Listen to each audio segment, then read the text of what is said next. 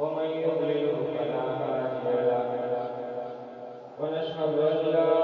إله إلا الله وحده لا شريك له ونشهد أن سيدنا ومولانا محمدا عبده ورسوله أما بعد فأعوذ بالله من الشيطان الرجيم بسم الله الرحمن الرحيم وهذا كتاب أنزلناه مبارك فاتبعوه واتقوا لعلكم ترحمون وقال النبي صلى الله عليه وسلم خيركم من تعلم القرآن وعلمه أو كما قال النبي صلى الله عليه وسلم وقال النبي صلى الله عليه وسلم من قرأ القرآن وعمل بما فيه ألبس والداه تاجا يوم القيامة ضوءه أحسن من ضوء الشمس أو كما قال النبي صلى الله عليه وسلم إن الله وملائكته يصلون على النبي يا أيها الذين آمنوا صلوا عليه وسلموا تسليما اللهم صل على محمد وعلى آل محمد كما صليت على إبراهيم وعلى آل إبراهيم انتهى هذا المعزز علماء الكرام أو غير مسلمان څنګه چې موږ تاسو ته معلومه ده زموږ په دې کلي په دې مدرسه جامعه احیاء العلوم کې د کافي تعداد کې د ماشومانو د مضمونو سلسله کې مولانا سید احمد حقانی صاحب ډېر پرونه خبرونه راوړي دي چې په دې کې د سره ډېر ګڼ شمېر علماء کرام زموږ د کلي د وړو بچو سره مهربانه کوي خاص کر ډېر په ډېر باندې مولانا قاری سید جمال هاشمي صاحب او نور دې سره ډېر ګڼ شمېر استادان زموږ د دې کلي د بچو سره ډېر خوارې زارې کوي زه په خپل بیان کولو لپاره څنګه راغلی چې کله دې کوم مشران علماء کرام چې راځي د دې نه اورېدو لپاره راغلي بهرحال د دې په حکم باندې درې مختصر گزارشات د مفتي صاحب دراتو په ستاسو خدمت کې مختصر وضاحت وکړم تاسو پوره توجه وکړئ څنګه چې ما اړوند د بچو سره علماء کرام د ادارې جمعیت کوي نو زما دا یقین دی چې دې بچي به ان شاء الله د دې په مرسته سره د حافظان عالمان دا یو سلسله ده روانه ده د پیغمبر علیه السلام د زمانه کې صحابه کرامو کې ودا یو معلوم چې کله به صحابه کرامو د قرآن پاک څخه یو کس خلک میدان سره راغونډ او په دغه وخت کې بیا دیوالانې وغږېدې او دا ګڼ شمېر کې ماشومان ورڅخونه کړي دي د یو ماشوم سره به قاري صاحب څومره خواري محنت کړې وي بیا د دې ډوډۍ وروسته یقینا دستاربندي څو پټکي وکړل خوش قسمته والدین دي چې د هغې بچي به پټکي په سر کړي او بچي به ناظر افغان شي یا حافظ قرآن دنیا کې دا یو داسې خوشحالي د جنت نه ختمېږي د قرآن پاک په فضایلو باندې او په دې سپینو باندې موږ شروع وکړو د علماء کرامو بیان کوي مازیګر مانځه کې براشي ماښام براشي دا فضایل نه کوي څه چې کتابونو کې احادیثو کې فضایل اعمال کې شوی حدیث مولانا زکریا رحمة الله علیه فضایل قرآن فضایل ذکر کړي یا نور کتابونو کې ائمه کرام یا احادیث امامان خپل کتابونو کې د فضایل قرآن او سنت احادیث نقل کړي نو هغه هم تاسو سترګو باندې موجود دي په نږدې وخت کې هغه په خپل ځای کې هغه مشران راغلي او زه به صرف یو دوه خبرې دا عرض کوم چې نږدې وخت کې داسې عجیبه عجیبه خلک جوړ شوي बुढ़ावाली का वाक्य अपनी कुरान पाक याद कर या अपनी कुरान पाक के अपनी जंग पदे मशरान के मौलाना मोहम्मद उमर पालनपुरी रहमतुल्लाह अलैह तबलीग पदे मशरान के के मशर शबी वही खलक को बचपन के आलम के हाफिजान की और जब बचपन के 55 साल उम्र के यो 500 साल उम्र के हाफिज कुरान दरसी जंग पदे उलमा के बड़ी वाले उलमा के मौलाना हुसैन अहमद रहमतुल्लाह अलैह अकीकुम कला सफर की भयों याश की कुरान पाक या पढ़े द इमाम अबू हनीफा रहमतुल्लाह अलैह और शागिर्द इमाम मोहम्मद रहमतुल्लाह अलैह लड़ी कम उम्र को वक्त की रागिरे नजर आ रही और देश पर नो द इमाम से दर्स का बोझ जब तनाव से इल्म शुरू के इमाम से बदू फरमाए जमात दर्स के रखना कोई और शब्दात की दवा आता कुरान में बच्चे वापस सरदू सो टिकियो अफ्ताबाद 11 वर्ष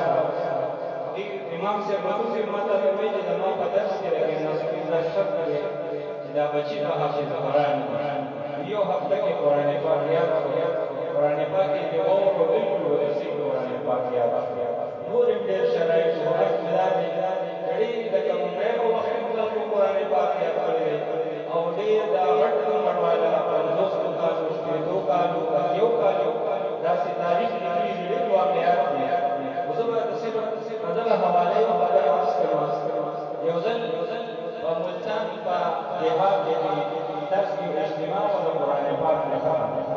बड़ी मुकम्मल के अक्सर उलमा किराम ने कुरान पाक लिखे और हाफिज कुरान फजाइल का बयान है तो यो आम मुसलमान की महमत नास के और अगर कुरान पाक फजाइल को मखबूल बची बात खलक कुरान पाक को अगर बकर मुकाम है दादा मुल्तान का देहात और याकूब के किस्म के जमीन का इलाके में देहात और शहर का दासियों प्रोग्राम فآم مجمعي يوسفي دا جذبل ورسل تفضل بچي حافظ قرآن بأنت جانا معلومات کو زمون پر علاقه کې قسم قسم ما یو ځای په هغه کې د قاریانو لاران کو پښتو کې د قاریانو او استادان په کې نو چا د ملتان ته مدارس کټه مدرسه وې دې مدرسې نه لږ شیدا زمون د علاقه د بني نسل او باقی کی اوقاری سے مولانا قاری رحمہ بخش رحمۃ اللہ علیہ اس وفات شوی دیلار دا بچی ابو مدرسہ کے داخل کو اور پکاریان میں کم کرنا قاری سے وہ اثر دا بچی جذبہ دا وجہ دا بچی ہم حافظ قرآن شی اور قیامت کو اسمات اللہ تعالی یو تاج را بسر کی جہاں د نور دنیا د دنیا درمان مرجع کریا زمان دا خبر جناب بچی د حفظ کو برکت باندې قیامت کو خلق وایو نیکه وسیمن یوم یقوم المرء من اخيه وامه وابيه وصاحبته وبنيه وكل امرئ منهم يومئذ شأن يغنيه یو نیکه وسیمن د روړ د بلاک مور د وسړی ورته مور وته جما سره خپل نیکه کې دا رسېږي پدغه ورځ باندې چې چا د نیکه تاج ورته شو قرآن پاک حافظ او اخلاق دا به کومه خوشالي د دنیا په څه خوشالي وي سړی ډیګري والی سړی والی یو سړی جهاد والی یو سړی موټر والی دا به څه خوشالي او بهر نه هغه چې مدرسې ته او قاری د محمد صلی الله علیه وسلم کې حواله کلامه دی بچی سره ډېر اخباري او زمانه د شوق او شوق د زمانه بچي هغه بچی سره قاری سره محسوس شروع کو وسلو میاشتې تیرې شوې هغه بچی هغه ډېر کمزور او کوم ذهن او هغه سبق نشو راوړی استادانو سره مشوره وکړه وایي چې د دې بچی مور او پلار خاص کر د پلار درو واړو او دا بچی به واځي واپس کېږي چې ډېر مهنت او کوشش نه بعد دا بچی حافظ قرآن نشو راوړی چې ډېر کمزور دی او د پلار او پلار ته په ځما بچی به حافظ قرآن شي چې په وخت ورته واپس کې خپل غم ولري سورۃ بعد والد سے روغستو امانت جو واپس حواله کوم استاد بچی ډېر کمزور دی تاسو خبرې ته توجه شو نو سموده بعد چې کله دا بچی دغه مقام خپل کې راوځي په کلی کې یو قاری سے باندې ته دا بچی نواجه او ته وی راځم ملتان کې المدارس کې کوم قاریان او قاری سے قاری رسول الله را واپس کوم د ښار نه دې ذکر نشي کولی د جومات کې به ستاسو خدمت کوي د جومات خدمت به کوي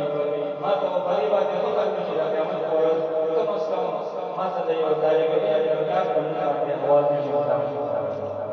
خو هغه شوق او جذبه یې خپل کلي کالي ته ښکاره دا خبره دې پورې وکړي چې دا کوم بچي دلته کامیاب شوي نو دا صرف په خوب باندې نه دي کامیاب شوي دې سره قاضي صاحب زړونه خوړلي دي زړه وینې ورکړي دي بیا دې کامیابۍ پورې هغه بچی خپل جومات کې قاضي صاحب ته حواله کړه او قاضي صاحب ته یې دا کړی دی زړه ته اواز واورو زما د زړه دا یو شوق دی دې کمزوري دی هغه قاضي صاحب هغه بچي سره محنت شروع کړو د ورځې به ټوله ورځ یو بچي نه ناست و سبق به یې ورته کوو او چې کله به ماسخوتن نه بعد قاضي صاحب به جامات وخوړه او دې بچي دپاره به یې دعاګانې وکړې خدایه د دې بچي د مور او پلار چې کوم ارمان دي دا به په ژوند کې به یې پوره کړي او دا بچي حافظ قرآن یې وکړي همیشه دپاره به یې شپه سبا دعاګانو کې مصروف وه د قاضي صاحب لږه موده کې دی چې بچی حافظ قرآن یې وکړي پلار ته یې سوال جواب وکړه راشه د بچي د ستا منزي ده د دې بچو والدین باندې به سوال جواب شوي او زما دا یقین دی چې ډېر والدین موجودي شته ځکه چې زه د دې کلي یم او ما ته دا اندازه ده چې باقي والدین به ډېر خپل کارونو کې د دې بچو به خپل مور او پلار ته خاص کر والدین ته هغې ته به یې انتظار وي چې راځي بیا به زموږ په مجلس کې کېږي مولوي صاحب او قاري صاحب او مفتي صاحب به ما ته په سر ناست وي او زما پلار به ما ته ګوري او دا به کم قسمتي ورته وي بدقسمتي ورته ووایو چې په داسې مدرس کې هم والدین الله تعالی دې د هغوی ضرورتونه پوره کړي او په داسې مدرس کې دې الله تعالی موږ ته د شرکت مقرر کړي زما عرض دا دی چې پلار ته سوال جواب وشي چې راشه بچی دې حافظ قرآن جوړ پلار خو غریب ساده سړی و بس نه پېژني مبارکي قبوله کړه او د قاري صاحب اکرام او احترام یې وکړه بیا دا قاري صاحب د خوشحالۍ نه مرکزي مدرسې ته لاړو د ملتان خیر المدارس مدرسې ته کوم چې زموږ د عرفان المدارس مرکز هم دی نن سبا دې کړونو هیلو به د هغې زما ډېره لویه مدرسه ده هلته لاړو استادانو ته یې خوشخبري ووروله چې دا کوم بچې تاسو واپس کړو نو خوشخبری په طور باندې د ځینې په طور چې هغه بچې حافظ قرآن دي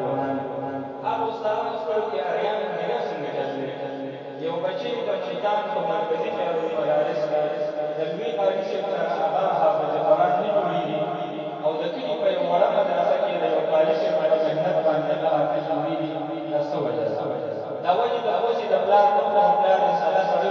هغه وایي زه به په دې نه پوهېږم زموږ کلي کې یو قاري صاحب و ډېر محنتکش دی د هغه په محنت باندې دی حافظ قرآن دي وي چې محنت خو مونږ هم کوم چې ده څنګه محنت کړی دی چې دا کوم ذهنه بچي کمزورې بچي دا حافظ قرآن نو دې وي مونږ به د غټې مدرسې استادانو کې چې مونږ به ستاسو د کلي د قاري صاحب تابعداري چې کله دا پلار د والد صاحب واپس راغی کلي ته او دې قاري صاحب ته دا خبره وویل چې د ملتان خیر المدارس کوم استادان دي هغه تاسو له راځي